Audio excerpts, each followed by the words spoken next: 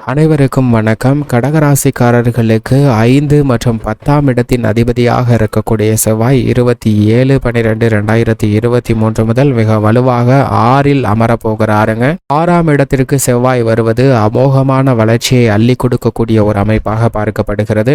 கடவுள் உங்களுக்கு கொடுக்க இருப்பதை யாராலும் தவிர்க்க முடியாது என்று சொல்லக்கூடிய வகையில் செவ்வாய் மிக வலுவாக 6இல் அமர்வது அமோகமான வளர்ச்சியை கடகராசிக்காரர்களுக்கு அள்ளி கொடுக்கக்கூடிய அமைப்பாக பார்க்கப்படுகிறது. அது மட்டுமல்லாது கடகராசி செவ்வாய்க்கு நீச்ச வீடாக இருந்தாலும் அவர் 6ஆம் இடத்தில் அமர்வதால் அமோகமான வளர்ச்சி நிறைந்து கிடைக்கக்கூடிய ஒரு தருணமாக அமைகிறது என்பதை தெளிவாகவும் துல்லியமாகவும் உறுதிப்படுத்துகிறார் கடகராசிக்காரர்களுக்கு.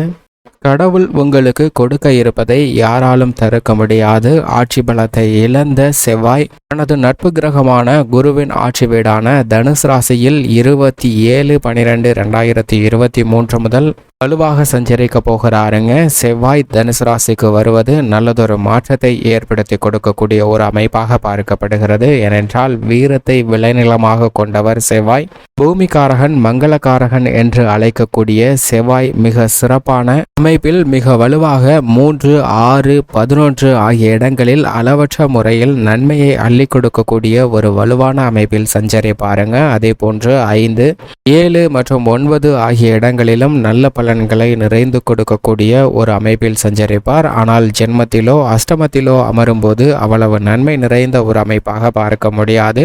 அதே போன்றுதான் 2ஆம் இடம் ஆகிய குடும்பஸ்தானத்திலும் விரயஸ்தானத்திலும் சில சிரமங்கள் இருக்குங்க. தற்போது செவ்வாய் தனது நட்பு கிரகமாக இருக்கக்கூடிய குருவின் ஆட்சி வீடான தனுசு ராசிக்குள் நுழைவதால் இந்த தருணத்தில் கடவுள் கொடுப்பதை யாராலும் தடுக்க முடியாது. பூமிக்காரகன் மங்களகாரகனாக இருக்கக்கூடிய செவ்வாய் மிக வலுவாக இந்த தருணத்தில் பல்வேறு விதமான மங்களகரமான நிகழ்வுகளையும் அது மட்டுமல்லாது நீங்கள் நினைக்கக்கூடிய புதிய சொத்துக்களை வாங்குவதற்கான யோகத்தையும் கொடுக்க போகிறாருங்க. பல்வேறு வகையான கடன் சார்ந்த தொல்லைகள் உள்ளிட்ட பல பிரச்சனைகளுக்கு நல்லதொரு மாற்றத்தை ஏற்படுத்தி தரப்போகிறார். ஏனென்றால் பூமிக்கு மிக அருகாமையில் இருக்கக்கூடிய கிரகமாக இருப்பவர் செவ்வாய்தான். அதீதமாக வெளிப்படுத்தக்கூடிய ஆற்றல் வீரம் கொண்டவராக இருக்கிறாருங்க. குழப்பமான மனநிலையை தெளிவு கொண்டு வந்து ஒரு செயலை நேர்த்தியாக செய்வதற்கான வீரத்தையும் விவேகத்தையும் கொடுக்கிறார். இதிலும் குறிப்பாக தற்போது அவரது நட்பு கிரகமான குருவின் ஆட்சி வீடான தனுசு ராசியில் அமர்வதால் இந்த தருணத்தில் நீங்கள் எதிர்பார்க்கக்கூடிய நல்ல வாய்ப்புகள் நிறைந்து கிடைக்கும். புதிதாக நிலம், வீடு, வாகனம் வாங்குவதற்கான யோகம் நிறைந்த ஒரு தருணமாக பார்க்கப்படுகிறது. தொழில்துறையிலும் தனது ஆதிக்கத்தை மிக அபரிவிதமாக வெளிப்படுத்துகிறாருங்க. அது மட்டுமல்லாது இந்த தருணத்தில் மிகவும் கடினமான சவால் நிறைந்த காரியங்களை, பணிகளை நேர்த்தியாக செய்து முடிக்கக்கூடிய வாய்ப்பை உறுதிப்படுத்துகிறார். இந்த தருணத்தில் பல்வேறு விதமான போட்டிகள், பொறாமைகள் அதீதமாக இருந்தாலும் சாதிப்பதற்கான நல்ல ஒரு வீரத்தை அபரிவிதமாக கொடுக்கிறாருங்க. அதிலும் குறிப்பாக விளையாட்டுத்துறை, மருத்துவத்துறை, பாதுகாப்புத்துறை என அனைத்திலும் நல்லதொரு மாற்றத்தை அள்ளி கொடுக்கக்கூடிய வலுவான அமைப்பில் சஞ்சரிக்கிறார். அது மட்டுமல்லாது செவ்வாய் தனித்து இருப்பதை விட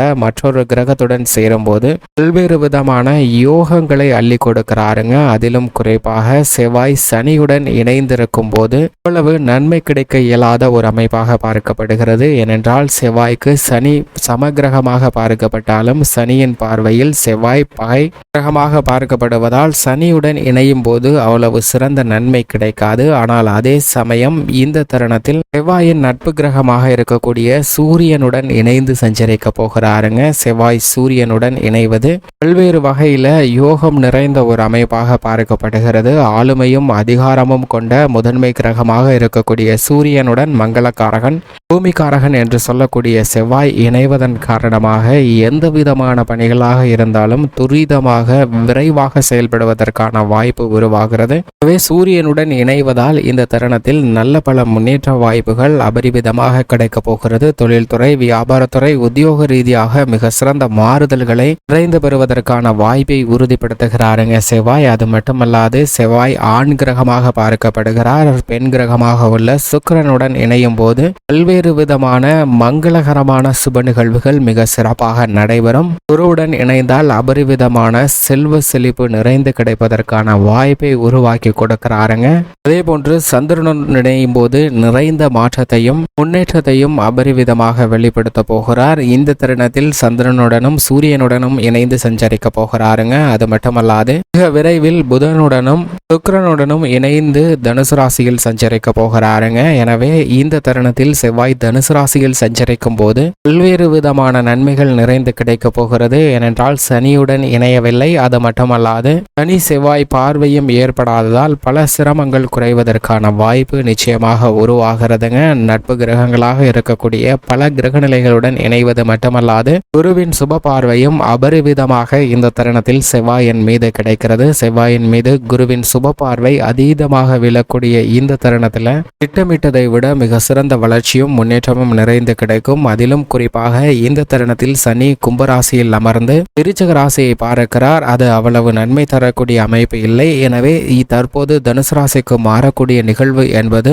கடவுள் கொடுக்க இருப்பதை யாராலும் தடுக்க முடியாது என்பதை உறுதிப்படுத்துகிறாருங்க செவ்வாயின் அமைப்பு மிக சாதகமான ஒரு அமைப்பாக பார்க்கப்படுவதால் பல்வேறு விதமான நன்மைகள் நிறைந்து கிடைப்பதற்கான வாய்ப்பும் யோகமும் உருவாகிறது. செவ்வாயின் அமைப்பு இப்படி இருக்க கடகராசிக்காரர்களின் குடும்ப சூழ்நிலையை பொறுத்த வரைக்கும் செவ்வாய் மிக வலுவாக 6ஆம் இடத்தில் அமர்வது அமோகமான வரவேற்பு பெறக்கூடிய ஒரு அமைப்பாக பார்க்கப்படுகிறது. ராசியின் அதிபதியான சந்திரனின் பார்வையில் செவ்வாய் சமகிரகமாக பார்க்கப்படுகிறார். ஆனால் செவ்வாயின் பார்வையில் சந்திரன் நட்பு கிரகமாக பார்க்கப்படுகிறாருங்க. எனவேதான் செவ்வாய் கடகராசிக்காரர்களுக்கு நிறைந்த நன்மையும் மிக அபரிவிதமான முன்னேற்றத்தையும் அள்ளி கொடுக்கக்கூடிய 6ஆம் இடமான ருணரோக சத்ருஸ்தானத்தில் அமருவதால் இந்த தருணத்தில் ஆரோக்கிய தொல்லைகள் விலகும். கடன் சார்ந்த தொல்லைகள் விலகக்கூடிய இனிமையான தருணமாக பார்க்கப்படுகிறது. திட்டமிட்டபடி அனைத்து விதமான காரியங்களையும் மிக சிறப்பாக செய்யலாம். புதிதாக நிலம், வீடு, வாகனம் வாங்குவதற்கான அதிர்ஷ்ட யோக அமோக வாய்ப்பை நிறைந்து கொடுக்கிறாருங்க செவ்வாய். இது வரவேற்கத்தக்க ஒரு அமைப்பாக பார்க்கப்படுகிறது. அது மட்டுமல்லாது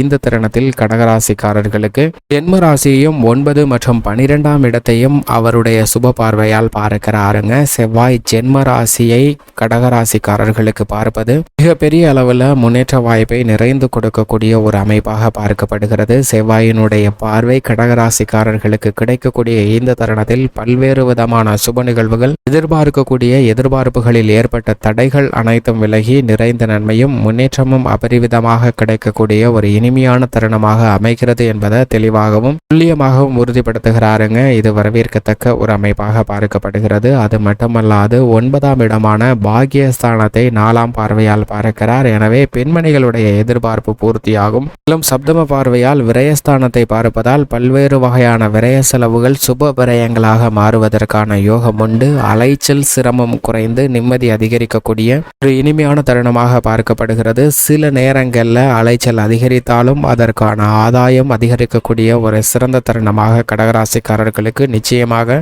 செவ்வாயின் அமைப்பு காரணமாக கிடைக்க போகிறது. மேலும் சாதகமாக மாற்றிக்கொள்ள நிச்சயமாக வாரத்தில் செவ்வாய்க்கிழமை விரதமிருந்து அருகாமையில் உள்ள முருகப்பெருமாள் ஆலயம் சென்று தீபமேற்றி வழிபாடு செய்யுங்கள். கடகராசிக்காரர்களுக்கு நிறைந்த நன்மையும் முன்னேற்றமும் நிச்சயமாக கிடைக்கும்.